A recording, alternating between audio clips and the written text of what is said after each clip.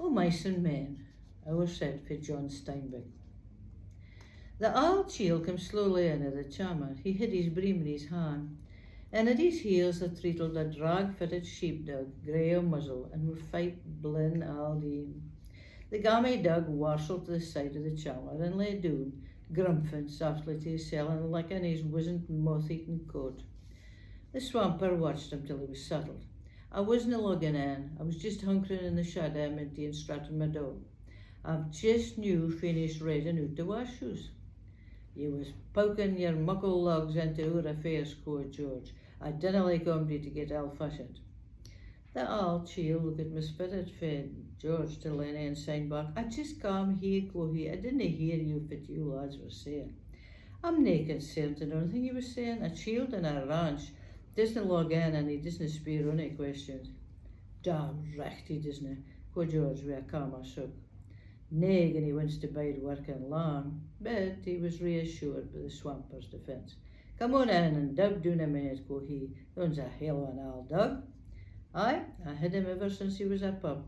God, he was a great sheepdog when he was younger. He stood his bream again the wa, and he scratted his fat jobby chick with his nibs. Would you like the heat, bummer, he speared? Nae bad, seems alright. He's a fine chiel, the swamper agreed. You've got to take him a right way. At one minute, a young chiel came into the bunkhouse. A skinny malink young chiel with a brown vizol, with brown een and a head of dichtly curled hair. He wore a work glove on his left hand, and like the heat bummer, he wore heck-heeled boots. Seen my father, he speared, the swamper go. He was here just a minute ago, Curly. He got out to the cookhouse, I think. I'll try and catch him, quoth Curly. His een passed over the new workers, and he stupid. He glowered coldly at George and sighed at Lenny. His arms slowly bowed at the elbows and his hands gripped into nibs. He stiffened to get into a slight hunker. His glower was at eens fly and full of fecht. Lenny squirmed in a look and shifted his feet jittery-like. Curly stepped gently up to them. Are you the new lads my father was waiting for? Could you just come in, quoth George. Let the muckle chiel speak.